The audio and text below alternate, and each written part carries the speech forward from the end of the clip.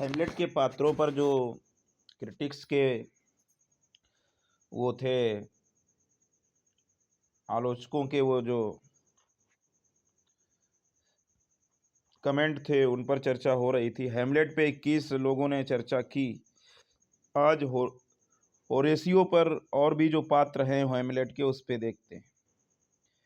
होरेसियो के चरित्र पर आलोचकों की राय ये है। डाउडेन साहब कहते हैं होरेसियो के बारे में कि यह मित्र और साथी विद्वान डेनमार्क की सड़ी हुई स्थिति में एकमात्र उत्कृष्ट चीज है। This friend and fellow scholar is the one sterling thing in the rotten state of Denmark. मतलब जो या मित्र और साथी जो विद्वान है डेनमार्क की सड़ी हुई स्थिति में एकमात्र उत्कृष्ट चीज है। उत्कृष्ट मतलब sterling thing, STERLING, sterling thing, rotten state of Denmark. ये डाउडेन का मतलब है कि वो बड़ाई कर रहे हैं होरेसियो की। ओफेलिया के साथ लॉबी में दृश्य के बाद हुई बैठक में हैमलेट द्वारा होरेसियो के प्रति एक मार्मिक भक्ति दिखाई गई है। एक भक्ति जो उस महिला में अक्षमता और ईमानदारी की कमी के हाल ही में प्रमाण के बाद अपने मित्र के साथ मिलने वाले आराम और शरण के लिए कृतज्ञता का अति प्रवाह है, जिसे उसने प्यार किया था। होरेसियो की समता, उसका स्वभाव की समता हैमलेट के लिए अपने दिल की उथल पुथल और उथल पुथल के बाद ठोस जमीन की तरह है। राजकुमार होरेसियो की चापलूसी करने के लिए सुंदर विनम्रता के साथ माफी मांगता है। यह चापलूसी नहीं है। वह इतने गरीब आदमी से क्या उम्मीद कर सकता है। यह होरेसियो के चरित्र की समझदारी, ताकत, स्थिरता में वास्तविक आनंद है। फिर भी शेक्सपियर हमें यह महसूस करने के लिए मजबूर करता है कि यह हैमलेट अपनी कई तरह की कमजोरियों और खराब मिश्रित रक्त और निर्णय के साथ है, जो दोनों में से दुर्लभ प्रकृति है और होरेसियो बनाया गया है उसकी सहायता करना, उसकी सेवा को अपना सर्वोच्च कर्तव्य समझना, इसीलिए बनाया गया है। तो ये तो डाउडेन का बड़ा लंबा कोटेशन था।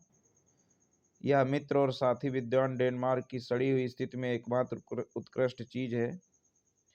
ओफेलिया के साथ लॉबी में दृश्य के बाद हुई बैठक में हैमलेट द्वारा होरेसियो के प्रति एक मार्मिक भक्ति दिखाई गई। Devotion which is overflow of gratitude, ऐसी भक्ति दिखाई गई जो ओवरफ्लू, मार्मिक भक्ति दिखाई गई, एक भक्ति जो उस महिला में अक्षमता और ईमानदारी की कमी के हाल ही में प्रमाण के बाद अपने मित्र के साथ मिलने वाले आराम और शरण के लिए कृतज्ञता का अति प्रवाह है, जिसे उसने प्यार किया था। अच्छा, होरेसियो की समता, उसकी स्वभाव की समता हैमलेट के लिए अपने दिल की उथल पुथल और उथल पुथल के बाद ठोस जमीन की तरह है। राजकुमार होरेसियो की चापलूसी करने के लिए सुंदर विनम्रता के साथ माफी मांगता है। यह चापलूसी नहीं है। वह इतने गरीब आदमी से क्या उम्मीद कर सकता है। यह होरेसियो के चरित्र की समझदारी, ताकत, स्थिरता में वास्तविक आनंद है।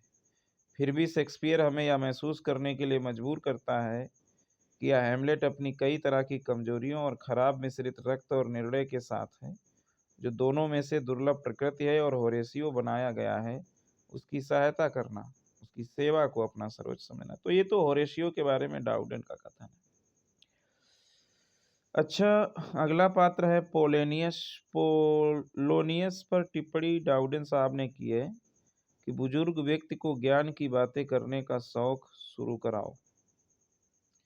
Start the old man on his hobby of uttering wisdom. बुजुर्ग व्यक्ति को ज्ञान की बातें करने का शौक कराओ, शुरू कराओ, और वह चला जाएगा। Uttering wisdom end of he will go, चला जाएगा। पोलोनियस की सलाह लिली के यूफिस से उद्धरण का एक सर्ग है। मतलब पोलोनियस की जो एडवाइज है, is a cento of quotation from Lyly's यूफिज।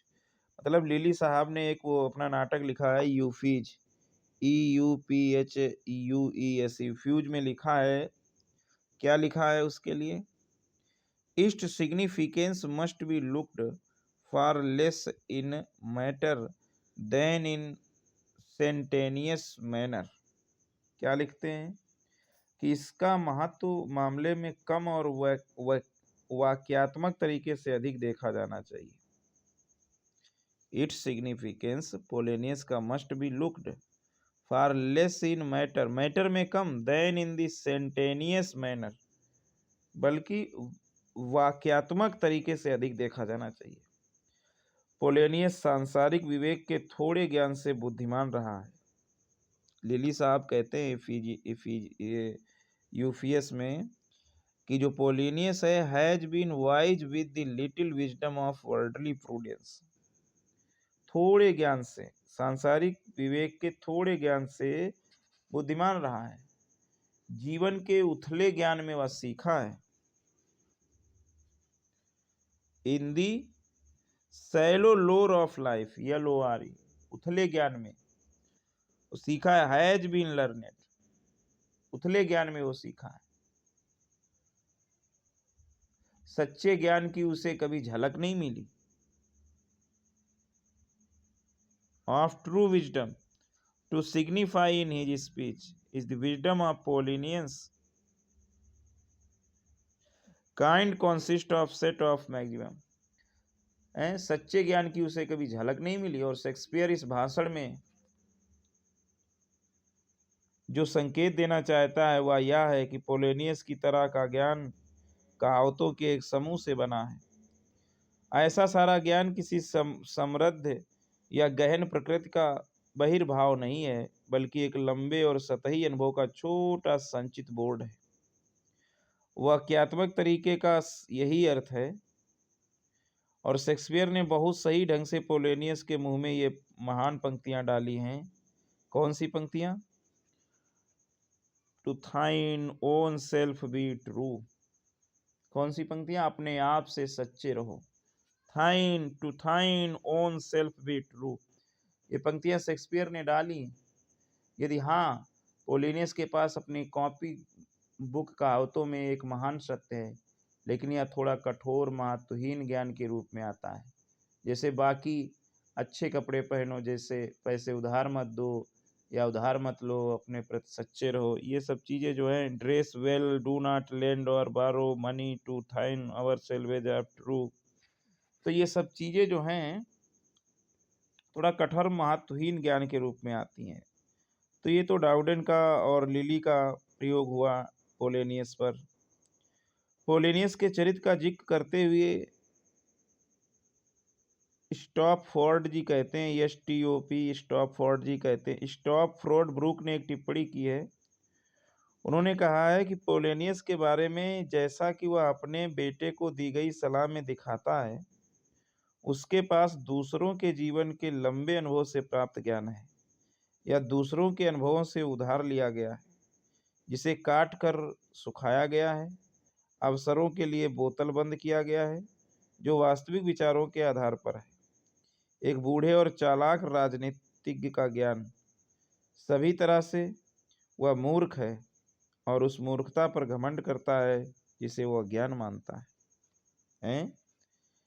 As to Polonius, he was, as he shows in his advice to his son, a wisdom gained from a long experience of others' life, or borrowed from the experience of others, cut and dried bottle of her auctions, having on real ground in thought the wisdom of the snail and a cunning politician. In all rise he is a fool, and vain of the folly he believed to be wisdom.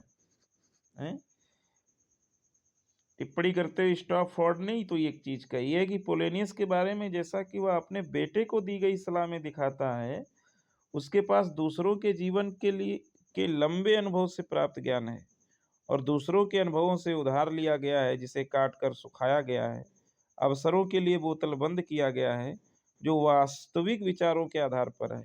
एक बूढ़े और चालाक राजनीतिज्ञ का ज्ञान, सभी तरह से वह मूर्ख है और उस मूर्खता पर करता है, जिसे वह ज्ञान मानता है। पोलिनियस के बारे में स्टेटफोर्ड कहते हैं कि वह जो भी सोचता है उसे वह मजबूती से पकड़ नहीं पाता।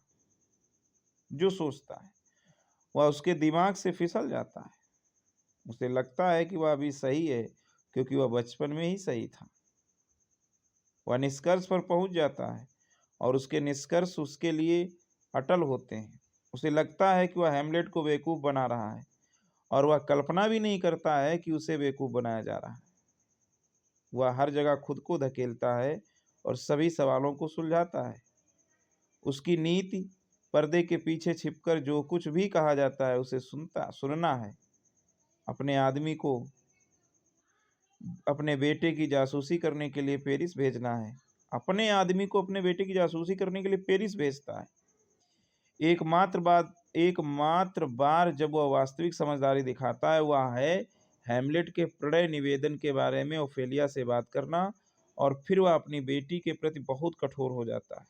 यही उसकी समझदारी दिखाई जाती है।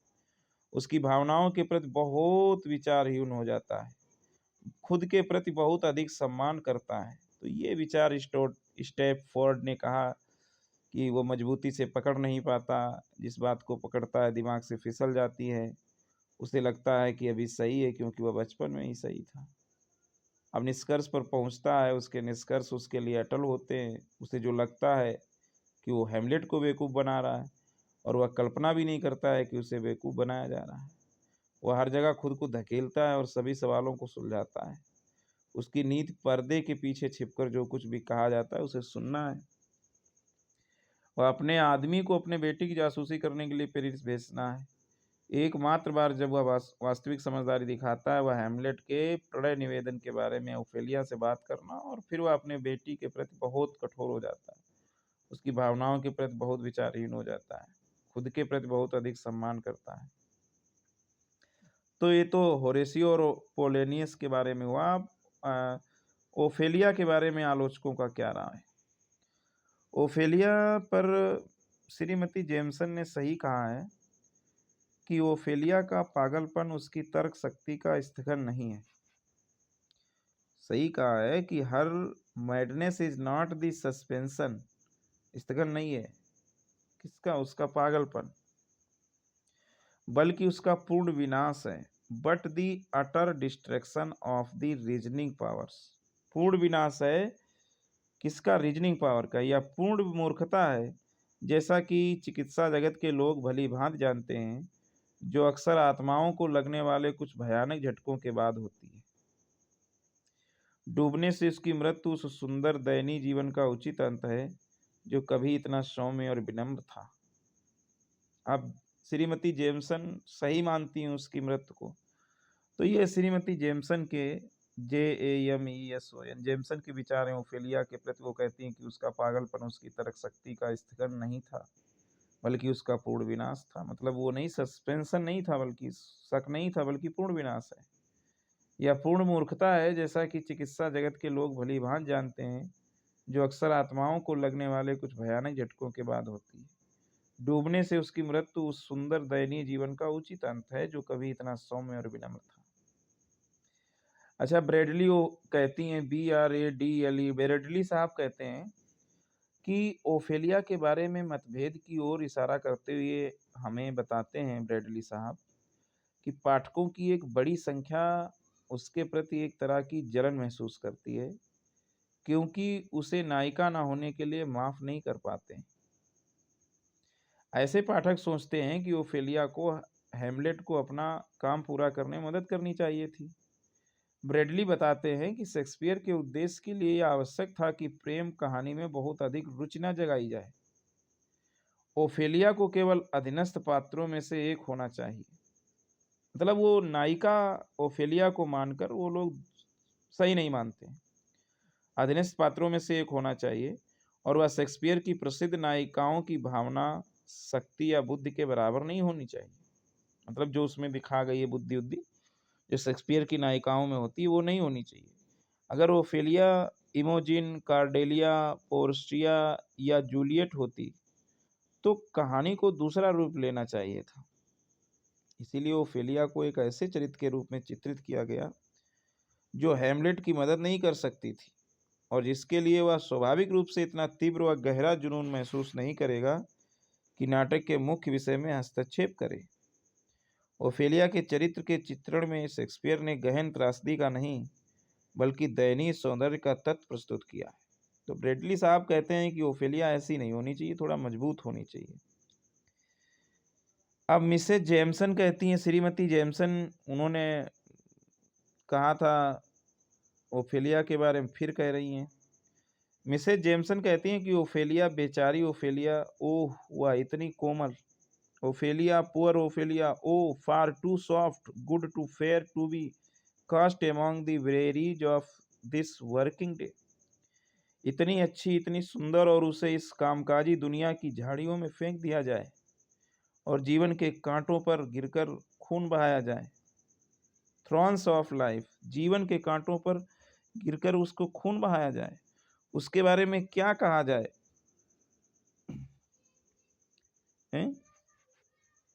What shall be said of her, उसके बारे में क्या कहा जाए?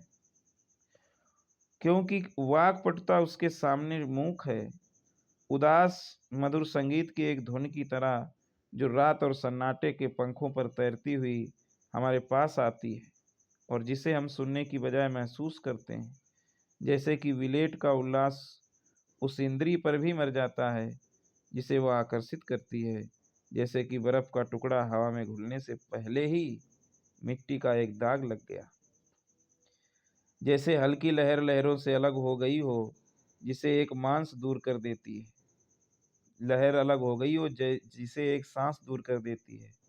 ऐसा है ओफेलिया का चरित्र, इतना नाजुक कि ऐसा लगता है कि जैसे एक स्पर्श इसे अपवित्र कर देगा। हमारे विचारों में अंतिम और सबसे बुरे मानवीय दुखों से इतना पवित्र कि हम शायद ही इस पर बहुत गहराई से विचार करने की हिम्मत कर पाते हैं। ओफेलिया का प्यार, जिसे वह कभी स्वीकार नहीं करती, एक रहस्य की तरह है जिसे हमने खुद ही उससे चुराया है। उसका दुख शब्दों की नहीं बल्कि आंसुओं की मांग करता है और उसका पागलपन ठीक वैसा ही प्रभाव डालता है जैसा कि वास्तविक पागलपन के तमाशे में पैदा होता है। अगर उसे हमारे सामने लाया जाए तो हम दूर जाने के लिए इच्छुक महसूस करेंगे और अपनी आंखों को श्रद्धापूर्ण दया और बहुत दर्दनाक सहानुभूति में ढक लेंगे। तो मतलब उनका कहना है कि जो ओफेलिया का चरित्र दिखाया गया है वो थोड़ा बहुत ही मजबूती के साथ में नहीं दिखाया गया, उसको ज़्यादा ही दयनीय दशा में रखा गया कि उसे देखकर लोग दया करें। अगर उसका चित्र हमें दिखाया जाए तो हम खुद जो है आंखों को श्रद्धापूर्ण दया और बहुत दर्दनाक सहानुभूति से ढक लेंगे। तो ये तो ओफेलिया पे था। अब हैमलेट के पागलपन के बारे में कुछ क्रिटिकल कमेंट हैं, उनको देखिएगा। आलोचकों की राय जो है हैमलेट के पागलपन के बारे में, टी.एस. इलियट कहते हैं, टी.एस. इलियट का मानना है कि हैमलेट्स का जो पागलपन है, हैमलेट का पागलपन पागलपन से कम है और दिखावा से ज़्यादा है। Hamlet's madness is less than madness and more than feigned, FEIGNAD। Hamlet का पागलपन पागलपन से कम है और दिखावे से ज़्यादा। अब इस दृष्टिकोण के अनुसार हैमलेट का पागलपन पागलपन से कम है क्योंकि वह कभी भी पूरी तरह से अपने होश खो नहीं पाता। वह कुछ पल के लिए अपना संतुलन खो सकता है लेकिन जल्दी ही वह खुद पर नियंत्रण पा लेता है। लेकिन यह दिखावा से ज़्यादा है क्योंकि कुछ खास दृश्य हैं जिनमें हैमलेट लगभग उन्मादी उत्तेजना दिखाता है और ऐसा व्यवहार करता है जैसे कि वह वाकई पागल हो। इस प्रकार वह आधा पागल है, यानी हैमलेट कभी पागल होता है और कभी बिल्कुल समझदार। तो इसको दिखावटी पागलपन का सिद्धांत कहेंगे। Fend madness theory, FEIGNAD। Fend madness theory किसने दी? टी.एस. इलियट ने दी। आधा पागलपन है ना, तो हैमलेट का पागलपन पागलपन से कम है और दिखावे से ज़्यादा है। Hamlet's madness is less than madness and more than fact. अच्छा, अधिकांश आलोचकों का मानना है कि हैमलेट वास्तव में पागल नहीं है, वह केवल पागलपन का दिखावा करता है। हैमलेट खुद होरेसियो और मार्सेलस को बताता है कि वह विचित्र स्वभाव का दिखावा करना चाहता है।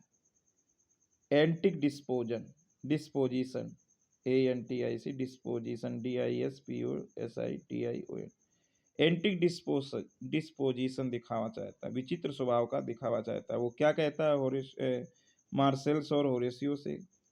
How strange or odd soe'er I bear my self as I perchance hereafter shall think meet to put an antic disposition on.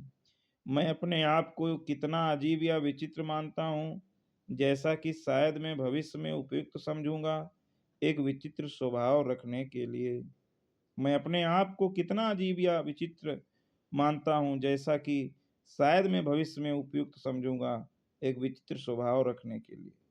How strange or odd soe'er I bear my self. अपने आप को कितना अजीब, strange मानता हूँ, विचित्र मानता हूँ, जैसा कि शायद एज आई परचांस, जैसा कि शायद मैं भविष्य में उपयुक्त समझूंगा hereafter shall think me to put an antic disposition on, एक विचित्र स्वभाव रखने के लिए। तो ये वो लाइन कहता है। बाद में वो अपनी माँ को यह समझाने की कोशिश करता है और ऐसा करने में सफल भी होता है कि वह केवल शिल्प में पागल है। Mad in craft CRAFT। वो बताता है कि वो केवल शिल्प में पागल है, वो वास्तव में पागल नहीं है, बल्कि केवल पागलपन का दिखावा करता है। यह उसके एक लापों से स्पष्ट है जो गहन तर्क और महान ज्ञान की गहराई को प्रकट करते हैं। जो सॉलिलोक्यूस के दिए गए उनसे ये पता चलता है, गहन तर्क और महान ज्ञान की गहराई को प्रकट करते हैं। हम उनमें कहीं भी तर्क की कमी या असंगत विचार नहीं पाते हैं। अब होरेसियो के प्रति उसका व्यवहार पूरी तरह से सामान्य है। वह केवल उन लोगों के साथ पागल की तरह व्यवहार करता है जिन्हें वह धोखा देना चाहता है। एडवर्ड डाउडेन साहब ने कहा है कि हैमलेट अपने मन की वास्तविक अशांति को छिपाने के लिए पागलपन का दिखावा करता है। He assumes madness as a means of concealing his actual disturbance of mind. His over-excitability may betray him, but if it be a received opinion that his mind is unhinged, such an excess of over-excitement will pass unobserved and unstudied. डाउडेन साहब कहते हैं कि Hamlet अपने मन की वास्तविक अशांति को छिपाने के लिए पागलपन का दिखावा करता है। Madness as a means of cancelling his actual disturbance of mind, जो उसकी वास्तविक दिमाग की जो पागलपन है उसको छिपाने के लिए, अशांति जो है उसकी अति उत्तेजना उसे धोखा दे सकती है। हिज ओवर एक्साइटेबिलिटी में बिट्रे हिम, उसे धोखा दे सकती है। लेकिन अगर यह माना जाता है कि उसका मन स्थिर है, but if it be received opinion that his mind is unhinged, HINGED, unhinged, अगर स्थिर है तो इस तरह की अति उत्तेजना को अनदेखा कर दिया जाएगा। Such an excess of over excitement will pass unobserved and unstudied, अनदेखा कर दिया जाएगा और उसका अध्ययन नहीं किया जाएगा। तो ये डाउडेन साहब कहते हैं कि हैमलेट इसीलिए शायद वो पागल बन रहा है, क्योंकि ज़्यादा उत्तेजना में उसको जो है परख लिया जाएगा। अंदर से इतना परेशान, बाहर से परेशान, लगातार षड्यंत्रकारियों और जासूसों द्वारा देखा जा रहा है। हैमलेट के पास सुरक्षा और गलत काम करने वालों से बदला लेने के उपाय के कारण पागलपन का दिखावा करने का और कोई विकल्प भी नहीं है। वह यह भी जानता है कि पोलेनियस उसके पीछे लगा हुआ है। पोलेनियस जो है उसको उसकी सच्चाई जानना चाहता है, क्या उसके मन में चल रहा है। अगर वह पागलपन का नाटक नहीं करता तो वह कानून के जाल में फंस सकता है और क्लॉडियस उसकी गलती का फायदा उठाकर उसे खत्म कर सकता है।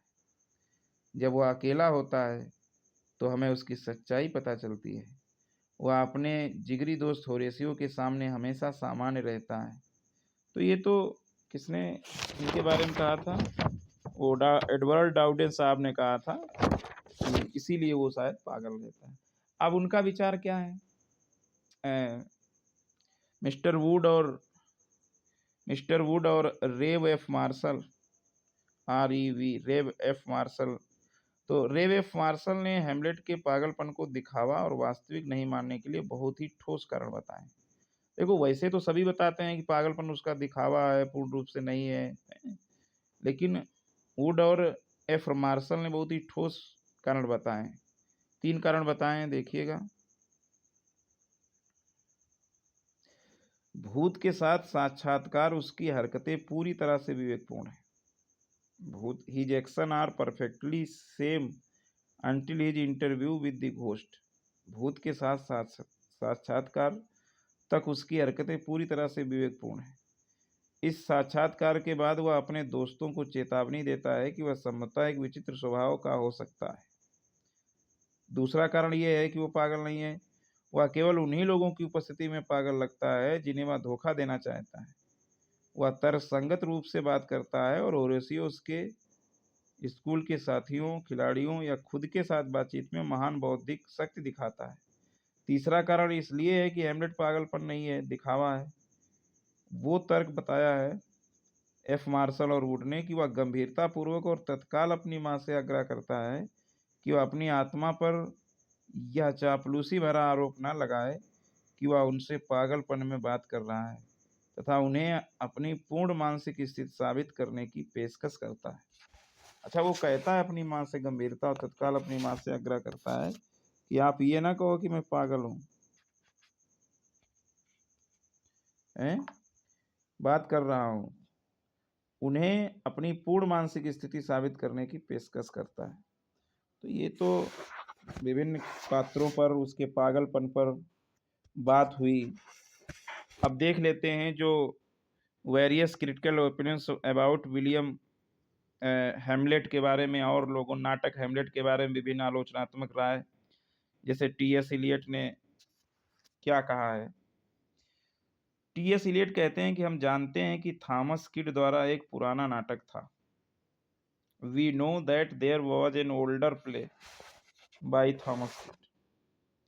वह असाधारण नाटकी, यदि काव्यात्मक नहीं तो असाधारण नाटकी प्रतिभा, जो संभवतः 2 नाटकों के लेखक थे, जैसे कि स्पेनिश ट्रेजेडी और आर्डेन ऑफ एवर्सस। और यह नाटक कैसा था? मतलब वो मानते हैं कि पहले तो ये स्पेनिश ट्रेजेडी और आर्डेन ऑफ एवर्सम, वैसे ही ये नाटक था। नाटक कैसा था इसका अंदाजा हम 3 सुरागों से लगा सकते हैं। स्पेनिश ट्रेजेडी से ही, बेले फॉरेस्ट की कहानी से, जिस पर किड का हैमलेट आधारित रहा है। किड का हैमलेट जो है आधारित रहा है किससे? बेल फॉरेस्ट की कहानी जो है ना, उस पर जो है किड का हैमलेट आधारित रहा है। और शेक्सपियर के जीवन काल में जर्मनी में अभिनीत एक संस्मरण से जो इस बात का पुख्ता सबूत देता है कि इसे पहले वाले नाटक से रूपांतरित किया गया था। मतलब जो किड जो है, किड का जो नाटक है, उससे जो है लिया है, वो कभी उन्होंने शेक्सपियर ने देखा होगा।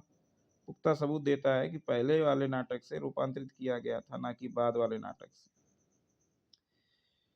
इन तीनों स्रोतों से यह स्पष्ट है कि पहले वाले नाटक में मकसद केवल बदला लेने का था कि स्पेनिश ट्रेजेडी की तरह कार्रवाई या देरी केवल पहरेदारों से घिरे एक राजा की हत्या की कठिनाई के कारण हुई थी, और यह कि हैमलेट का पागलपन संदेह बचने के लिए और सफलतापूर्वक दिखाया गया था। दूसरी ओर शेक्सपियर के अंतिम नाटक में एक ऐसा मकसद है जो बदला लेने से कहीं ज़्यादा महत्वपूर्ण है, और जो विशेष रूप से पत्र को कुंद करता है।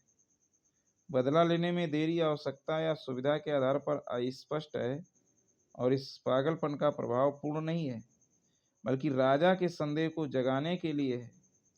हालांकि यह परिवर्तन इतना पूर्ण नहीं है कि इसे विश्वसनीय बनाया जा सके। इसके अलावा स्पेनिश ट्रेजेडी के इतने करीब मौखिक समानताएं हैं कि कोई संदेह नहीं कर रह जाता कि शेक्सपियर कुछ जगहों पर केवल किड के पाठ को संशोधित कर रहे थे और अंत में अस्पष्ट दृश्य हैं। पोलेनियस लोर्टेस और पोलियस रेनाल्डो दृश्य जिसके लिए हैं, इसमें कोई बहाना नहीं है। ये दृश्य शेक्सपियर की शैली में नहीं है, ये शेक्सपियर की शैली में नहीं। तो ये तो टी.एस. इलियट का विचार है कि मतलब गार्डन ऑफ एवरसम और स्पेनिश ट्रेजी जो लिखी थी किड ने, तो उसी से ये सब लिया गया है।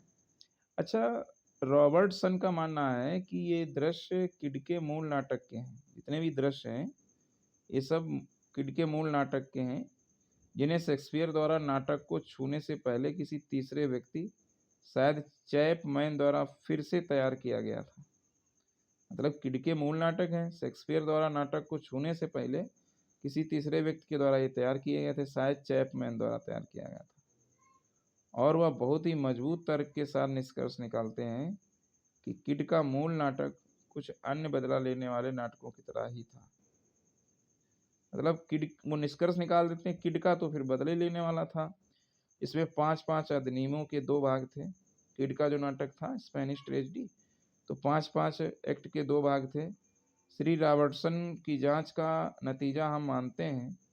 अकाट्य और शेक्सपियर का हैमलेट जहाँ तक या शेक्सपियर का है, एक माँ के अपराध के अपने बेटे पर पड़ने वाले प्रभाव से निपटने वाला नाटक है। और शेक्सपियर पुराने नाटक की असाध्य सामग्री पर अपने उद्देश्य को सफलतापूर्वक लागू करने में असमर्थ थे। ये रॉबर्टसन का कथन है।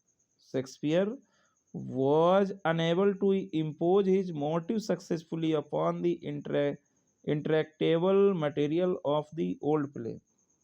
रॉबर्टसन कहते हैं असाध्य सामग्री पर, इंट्रैक्टेबल INTRACTABLE इंट्रैक्टेबल मटेरियल, असाध्य सामग्री पर अपने उद्देश्य को सफलतापूर्वक लागू करने में असमर्थ थे। तो रॉबर्टसन ने तो कह दिया कि भैया इनमें कोई दम ही नहीं है, सही नहीं है, असफल होता है। अब कहना है मिस्टर ग्रॉनविले वार्कर साहब कहते हैं, श्रीमान ग्रॉनविले वार्कर कहते हैं, यह निंदनीय अयोग्यता के साथ तैयार की गई है। This is plot worked out with scandalous inaptitudes. यह निंदनीय अयोग्यता, scandalous SCANDALOUS scandalous inaptitudes, या निंदनीय अयोग्यता के साथ तैयार की गई साजिश है। इनएप्टीट्यूड्स साजिश है। तो ये कौन बोलता है? ये बोलते हैं मिस्टर ग्रैनविल वार्कर। अच्छा, प्रोफेसर डी विल्सन क्या कहते हैं? प्रोफेसर डी विल्सन जी का मतलब है कि मिनेसोटा के प्रोफेसर। ये कहाँ के प्रोफेसर हैं? मिनेसोटा के प्रोफेसर जो है, विद्यालय का नाम होगा a school of recent critics with professor Stoll of Minnesota professor सकी। तो मिनेसोटा के प्रोफेसर स्टॉल, ब्रेसलाउ के प्रोफेसर सुकिंग और इस देश के दिवंगत श्री जेम्स रॉबर्टसन के नेतृत्व में हाल ही में आलोचकों की एक समूह ने इस समस्या को मनोवैज्ञानिक की बजाय ऐतिहासिक शब्दों में जोड़ा है। मतलब मिनेसोटा के प्रोफेसर स्टॉल, ब्रेसलाउ के प्रोफेसर सुकिंग और इस देश के दिवंगत श्री JM रॉबर्टसन, तो इन सब के नेतृत्व में आलोचकों ने एक समूह में इस समस्या को मनोवैज्ञानिक बजाय ऐतिहासिक शब्दों में जोड़ा है। वो सभी लोग पूछते हैं जो प्रोफेसर डी विल्सन ने लिखा है, तो वो लोग सभी लोग पूछते भी हैं, कहते हैं कि हैमलेट में क्या गलत है? नहीं, बल्कि हैमलेट में क्या गलत है? और वे जो उत्तर देते हैं वह यह है कि लगभग सब कुछ गलत है। वो हमें बताते हैं कि शेक्सपियर ने किड के नाटक के आदिम निर्माण पर अपनी अनूठी कविता की चादर डाल दी। मतलब पहले ही निर्माण पर, किड का जो नाटक था आदिम निर्माण, तो उस पर अपनी कविता की चादर डाल दी, लेकिन वे इसे नाटकीय रूप से जीवित करने में पूरी तरह असमर्थ थे। उन्होंने कहा कि स्पेनिश ट्रेजेडी लिखी गई तो उस पर उन्होंने कोशिश की लिखने की, लेकिन पूरी रूप से असफल रहे, असमर्थ रहे। इसीलिए नायक का बेवजह व्यवहार बस एक संकेत है। हालांकि सबसे स्पष्ट हालांकि सबसे स्पष्ट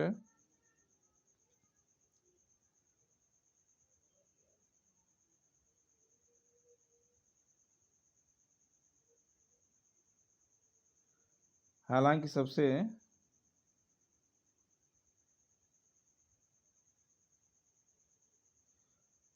हालांकि इसलिए नायक हालांकि सबसे स्पष्ट संकेत है कि जिसे रॉबर्टसन के पाइप पर नाचते हुए सीरी एलियट ने निश्चित रूप से कलात्मक विफलता कहा है। उन्होंने इसको हेमलेट को कलात्मक विफलता कहा है, आर्टिस्टिक फेलर कहा है। तो विफलता उन्होंने निश्चित रूप से कलात्मक विफलता कहा है। फिर भी इतिहासकार मनोवैज्ञानिकों से भी अधिक भटके हुए हैं।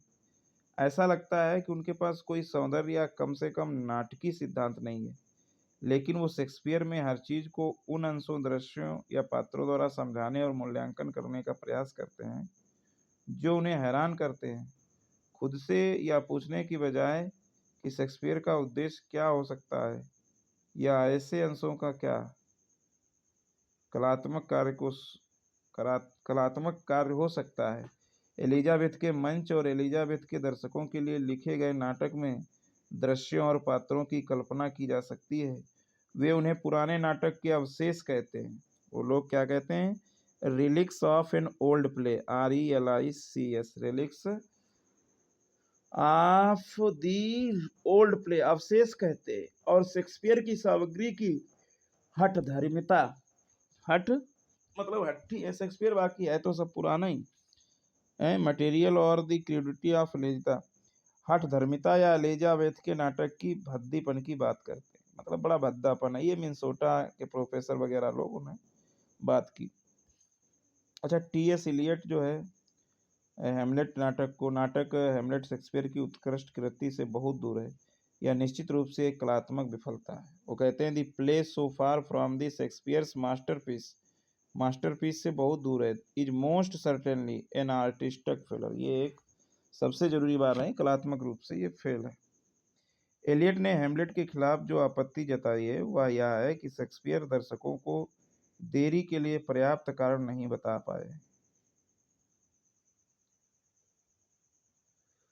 बता पाए। और TS इलियट जो है हेमलेट की नहीं बता पाए।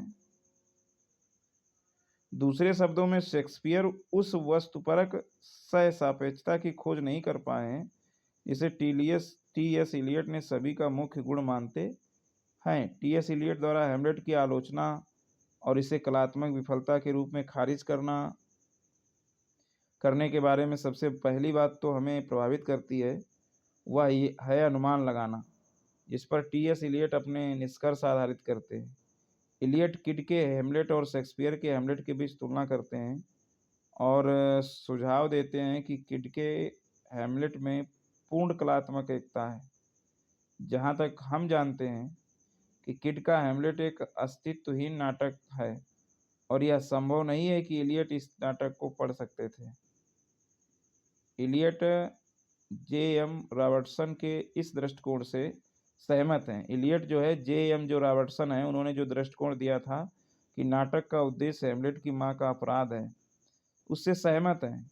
इलियट सबसे पहले एक उद्देश्य की खोज करते हैं जो वहाँ मौजूद नहीं है, और फिर वे यह दिखाने की कोशिश करते हैं कि शेक्सपियर उस विशेष उद्देश्य के लिए वस्तुगत सहसंबंध की खोज करने में विफल रहे हैं।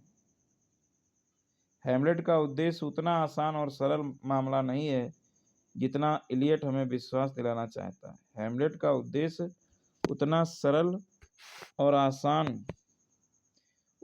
आसान और सरल मामला नहीं है जितना इलियट हमें विश्वास दिलाना चाहते हैं। और ये तो हेमलेट पे का। अब लास्ट क्रिटिक्स है ब्रेंगर्स। कौन है? ब्रेंजेस, BRANG ES। ब्रेंजर्स कहता है अपनी रचना के 300 साल बाद भी हेमलेट आज भी हर देश में दुखी और विचारशील आत्माओं का विश्वास पात्र और मित्र है। ब्रेंजर्स कहता है 300 years after his creation Hamlet is still the confident and friend of sad and thoughtful souls in every land. देश में दुखी और विचारशील आत्माओं का विश्वास पात्र और मित्र है। इसमें कुछ अनोखापन है। There is something unique in this, कुछ तो अनोखापन है, ब्रेंजेस कहते हैं। शेक्सपियर ने ऐसे तीखे दर्शन के साथ अपनी और साथ ही साथ समस्त मानव प्रकृति की गहराइयों को खोजा है, और उन्होंने जो देखा उसका बाहरी रूप इतने साहस और निश्चितता के साथ चित्रित किया है कि सदियों बाद भी हर देश और हर जाति के लोगों ने अपने आप को उनके हाथों में मोम की तरह ढलता हुआ महसूस किया है और खुद को उनकी कविता में दर्पण की तरह देखा है। तो ये तो ब्रेंज साहब के हैं कि अपनी रचना के 300 साल बाद भी अगर हेमलेट आज भी देश में दुखी और विचारशील आत्माओं का विश्वास पात्र और मित्र है, तो इसमें कुछ अनोखापन तो होगा। शेक्सपियर ने ऐसे तीखे दर्शन के साथ अपनी और साथ ही साथ समस्त मानव प्रकृति की गहराइयों को खोजा है। इसमें बात भी सही बताई है, और उन्होंने जो देखा उसका बाहरी रूप इतने साहस और निश्चितता के साथ चित्रित है कि सदियों बाद भी हर देश और हर जाति के लोगों ने अपने आप को उनके हाथ में मोम की तरह ढलता हुआ महसूस किया है और खुद को उनकी कविता में दर्पण की तरह दिखा है। तो ये तो हेमलेट पूरा हुआ। इसमें हेमलेट पर भी टिप्पणी हुई, उनके पात्रों पर भी टिप्पणी हुई। अगला जो आएगा वो नाटक दूसरा आएगा। Thanks for watching and hearing my videos.